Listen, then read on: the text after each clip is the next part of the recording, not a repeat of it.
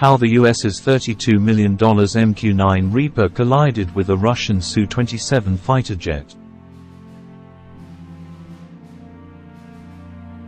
On March 14, the U.S. Air Force announced that a Russian Su-27 fighter jet collided with the rear propeller of its MQ-9 Reaper drone, forcing the U.S. to drop the drone into the Black Sea.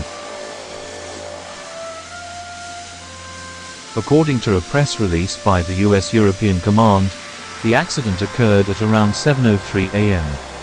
local time, EUCOM.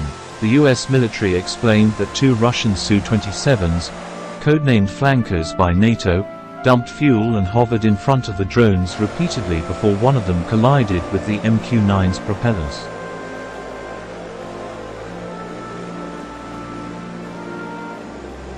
The U.S. often uses drones to monitor the Black Sea, especially near Russian-occupied Crimea.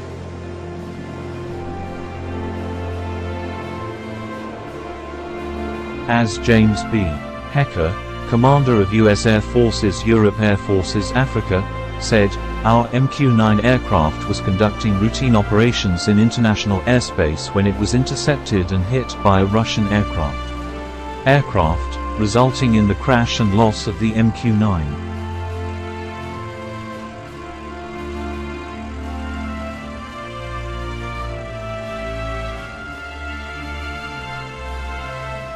While the Russian pilot's intentions are unknown, U.S. officials saw no clear indication that there was any deliberate intent to bring down the drone. The USAF has Reapers stationed in Romania on the Black Sea and other parts of Europe, such as Sigonella Naval Air Station in Italy.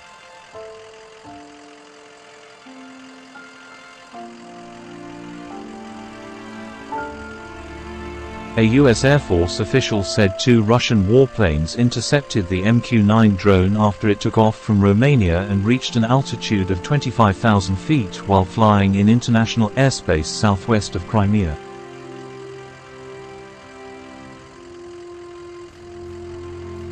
The two Russian jets made 19 close passes over the drone in a period of no less than 30 minutes, and sprayed some of their jet fuel on the drone during the last 3 or 4 flights.